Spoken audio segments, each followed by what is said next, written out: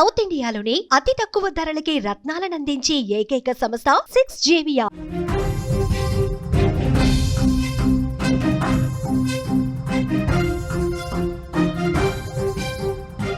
కర్నూలులో గజ దొంగలు బీభత్సం సృష్టించారు. ఒంటరి మహిళలే టార్గెట్ చేశారు. 74 ఏళ్ల వృద్ధురాలిని దారుణంగా చంపేశారు. రాధాకృష్ణ టాకీస్ వద్ద బంగారు వ్యాపారిని చంపేశారు. నిందితుల కోసం ప్రస్తుతం పోలీసులు గాలింపు చేస్తున్నారు. ప్రత్యేక బృందాలతో అన్వేషిస్తున్నారు. జాగ్రత్తగా ఉండాలని ప్రజలకు పోలీసులు విజ్ఞప్తి చేశారు. బ్రేకింగ్ న్యూస్ మనం చూస్తున్నాం. కర్నూలు జిల్లాలో వరుసగా జరుగుతున్నటువంటి ఈ దారుణ హత్యలు, దొంగతనాలతో ప్రజలు తీవ్ర భయాందోళనకు గురవుతున్నారు. ఒంటరిగా ఉన్న మహిళల్ని టార్గెట్ చేసుకుని వీళ్ళు రెచ్చిపోతా ఉన్నారు. దోపిడీ దొంగలు తమ అరాచకాలను విపరీతంగా అక్కడ కొనసాగిస్తున్నారు. కర్నూలు నగరంలో ఒకే రోజు 2 హత్యలు జరగటం అక్కడ కర్నూలు వాసుల్ని తీవ్ర భయాందోళనకు గురి చేస్తున్నటువంటి పరిస్థితి ఉంది. ప్రస్తుతం కర్నూలులో 2 హత్యలు జరగడం చూస్తే నగరంలో గజ దొంగలు ఎంత యాక్టివ్గా ఉన్నారన్నది కూడా అర్థమవుతుంది. పోలీసులకు ఈ కేసు ఇప్పుడు సవాల్గా మారింది. మొదట రాధాకృష్ణ టాకీస్ దగ్గర ఉన్న ఒక బంగారు షాపు యజమాని హిజార్పై గుర్తు తెలియని వ్యక్తులు కత్తులతో దాడి చేసి చంపేశారు. ఈ వార్త ఎప్పుడైతే బయటకు వచ్చిందో ఒక్కసారిగా ఉలిక్కిపాటు గురయ్యారు. బంగారు వ్యాపారిని అంత దారుణంగా ఎందుకు చంపాల్సి వచ్చింది? కేవలం వాళ్ళు దోపిడీ చేయడం కోసం వచ్చారా? పాత కక్షలు ఏమైనా ఉన్నాయా? దీనికి సంబంధించి ప్రస్తుతం చర్చ జరుగుతోంది. హిజార్ను దోపిడీ దొంగలు దారుణంగా నరికిన తర్వాత ఆసుపత్రికి తీసుకెళ్తుండగా మార్గ మధ్యలోనే ఆయన అప్పటికే చనిపోయినట్టుగా తెలుస్తోంది. ఈ దాడి అసలు ఎందుకు జరిగిన దాని మీద ఇప్పటికీ స్పష్టత రాలేదు. పాత కక్షలు ఏమైనా ఉన్నాయా, లేకపోతే దోపిడీ కోసం వచ్చి అడ్డుకున్న నేపథ్యంలో దారుణంగా చంపేశారా? ఈ కోణంలో దర్యాప్తు కొనసాగుతున్న పరిస్థితి. అదే సమయంలో కర్నూలు నగరం సాయి వైభవ్ నగర్లో మరొక దారుణ ఘటన వెలుగులోకి వచ్చింది. కాటసాని శివలీల అనే 74 ఏళ్ల వృద్ధురాల్ని అత్యంత దారుణంగా హత్య చేశారు. ఆమె ఇంట్లో ఒంటరిగా ఉన్న సమయంలో గుర్తు తెలియని వ్యక్తులు ఇంట్లోకి ప్రవేశించారు. ఈ ఘాతుకానికి పాల్పడ్డారు. ఆమె తలపై బలంగా కొట్టారు. ఆ తర్వాత మెడలో ఉన్న బంగారు గొలుసు, చేతికున్న గాజులు తీసుకుని పారిపోయారు. మృతురాలి అల్లుడు ఇంటికి వచ్చిన సమయంలో ఈ దారుణం చూసి ఒక్కసారిగా షాక్ అయిపోయాడు. ఆ మృతదేహం రక్తపు మడుగులో పడింది. వెంటనే పోలీసులకు కంప్లైంట్ చేశాడు. వారు కేసు నమోదు చేసుకుని దర్యాప్తు చేస్తున్నారు. ఇక్కడ ఈ 2 కేసుల్లో కూడా ఒకతను బంగారు వ్యాపారి, ఈమె మెడలో నుంచి ఇంకొక దుండగులు బంగారాన్ని చోరీ చేసినటువంటి పరిస్థితి ఉంది. అంటే బంగారమే టార్గెట్గా వీళ్ళు రెచ్చిపోతున్నారా? ఈ కోణంలో కూడా దర్యాప్తు చేస్తూ ఉన్నారు. ఈ 2 సంఘటనల్ని పోలీసులు చాలా సీరియస్గా తీసుకున్నారు. విచారణ వేగవంతంగా చేశారు. ఎస్పీ విక్రాంత్ పాటిల్ స్వయంగా ఘటనా స్థలాన్ని పరిశీలిస్తున్నారు. విజువల్స్లో కూడా మీరు చూస్తున్నారు. ఘటనా స్థలాన్ని పరిశీలించి క్లూస్ టీమ్, డాగ్ స్క్వాడ్తో కలిసి ఆధారాలు సేకరించారు.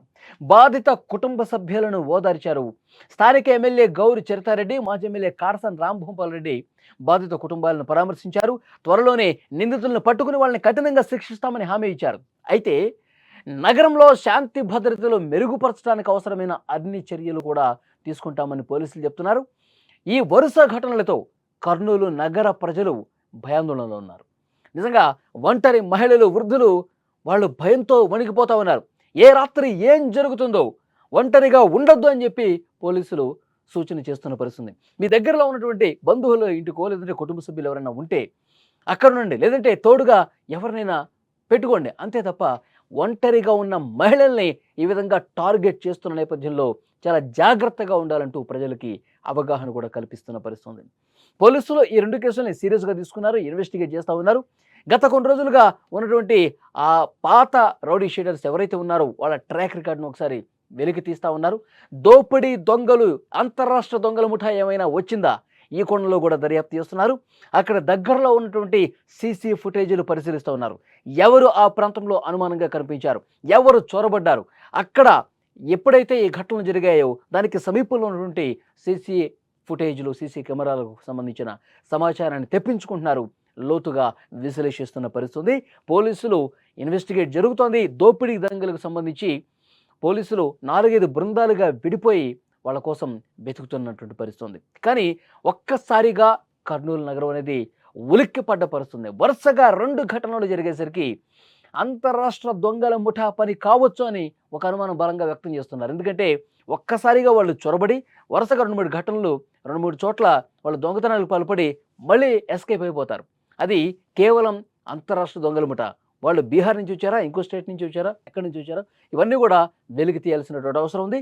కానీ పోలీసులు ప్రజలకి ప్రస్తుతం అవగాహన కల్పిస్తా ఉన్నారు. అందరూ కూడా చాలా జాగ్రత్తగా ఉండాల్సిన పరిస్థితి ఉంది. ఎక్కడైనా మీ అపార్ట్మెంట్స్లో కావచ్చు, మీ ఇంటి పరిసరాల్లో సీసీ కెమెరాలు లేకపోతే గనక పెట్టుకోండి. సీసీ కెమెరాలు ఉంటే చాలా ఈజీగా వాళ్ళని మనం ఫైండ్ అవుట్ చేసే అవకాశం ఉంటుందంటూ అవగాహన కల్పిస్తున్నారు. ఒంటరిగా ఉన్న మహిళలు ఎవరు కూడా ఒంటరిగా ఉండొద్దని కూడా హెచ్చరిక పంపించినటువంటి పరిస్థితి ఉంది. సో పోలీసులు అక్కడ మొత్తం కూడా పరిశీలిస్తూ ఉన్నారు. ఎక్కడైతే 2 ఘటనలు జరిగాయో, ఒక బంగారు వ్యాపారి హిజార్ని చాలా దారుణంగా చంపేసిన పరిస్థితుంది. ఇక్కడ బంగారు వ్యాపారి విషయంలో అతనికి ఏమైనా పాత కక్షలు ఉన్నాయా, లేదంటే దోపిడీ దొంగలే వచ్చి ఈ విధంగా ఆయన చంపేసి అక్కడ ఏమైనా సొత్తు దోచుకెళ్లారా, ఇవన్నీ ఈ కోణంలో కూడా పరిశీలిస్తూ ఉన్నారు. పాత కక్షలు ఏమైనా ఉంటే, దానికి సంబంధించిన అనుమానం ఎవరి మీదైనా ఉంటే ఆ కుటుంబ సభ్యులను ఎంక్వైరీ చేస్తూ ఉన్నారు. ఆ కుటుంబ సభ్యులు కొంతమంది పేర్లు చెప్పినట్టుగా తెలుస్తుంది. ఆ కోణంలో కూడా విచారిస్తున్నారు. ఏదైనా కావచ్చు, దోపిడీ దొంగలన్నా కావచ్చు, లేదంటే ఆ కుటుంబం మీద కక్ష కట్టిన వాళ్ళు, ప్రతీకారంతో పగతో ఉన్న వాళ్ళు ఎవరైనా ఉన్నారా, ఆ లిస్ట్ను కూడా ఫైండ్ అవుట్ చేస్తూ ఉన్నారు. ఆ కోణంలో దర్యాప్తు చేస్తున్నటువంటి పరిస్థితి ఉంది. ఇక్కడ ఈ మహిళకు సంబంధించి ఎవరైతే ఆ వృద్ధురాల్ని చంపినటువంటి కేసులో వారి కుటుంబ సభ్యులు ఏం మాట్లాడారో ఒక్కసారి విందాం. ఇంట్లో ఇంకెవరు లేరు, అమ్మ ఒక్కతే ఉన్నది. తర్వాత నాకు 1:30కి మా ఆయన కాల్ చేశారు. 1:30 అరౌండ్ 2కి కాల్ చేశారు. నాకు సరిగా గుర్తులేదు.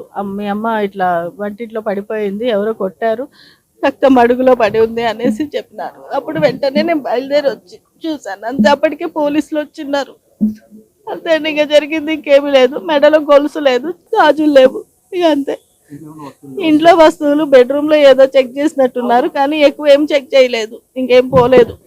అంతేనండి జరిగింది. ఒక ఆమె మానేసిందండి, 2 డేస్ అయింది. ఆమె నాకు 12:21కి కాల్ చేసింది. కాల్ చేసి వచ్చిందా పాతమ్మ అనేసి అడిగింది. వచ్చిందమ్మా, నేను రావాలా అంటే, రాలేదు, నువ్వేమన్నా వస్తావా అని అడిగినాను. అంటే మీరు రమ్మంటే వస్తాను అన్నది. అంటే అమ్మని అడిగి చెప్తానులే, సాయంత్రం ఫోన్ చెయ్యి అని చెప్పానండి.